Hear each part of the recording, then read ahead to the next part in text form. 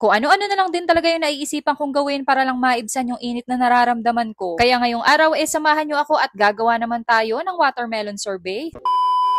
For today's vlog, eto at meron nga ako ditong napakalaking watermelon. May naisipan na naman kasing gawin ng inyong mami.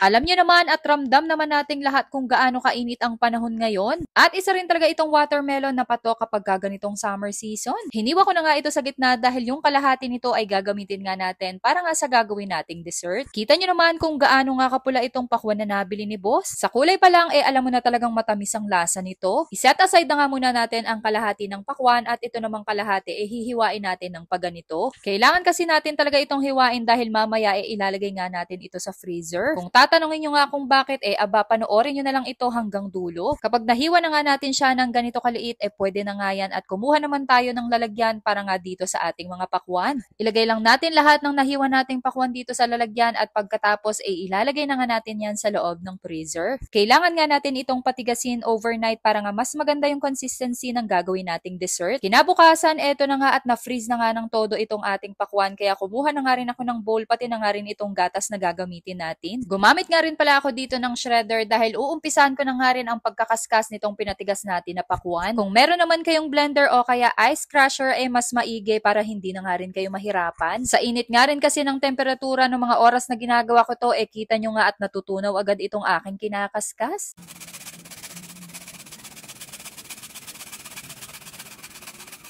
Pagpatuloy lang natin ang pagkakaskas nitong ating pinatigas na pakwan hanggang sa mapuno nga natin itong bowl na gamit natin. Kapag natapos nga kayo, ganito nga yung kanyang kalalabasan o di ba parang bingso lang. Bago pa nga tuluyang matunaw itong ating watermelon sorbet, syempre maglagay na nga tayo ng gatas na evaporada at kondensada. Ang sarap nga ng lasa niya at ang creamy para na rin talaga akong kumakain ng ice cream. Gustong gusto nga rin ito ni Ate Carmela at nakailang balik pa talaga yan. Talagang nakaka-refresh ang dessert na ito at paniguradong magugustuhan nyo kaya subukan nyo na rin. Yun lang. Thanks for watching.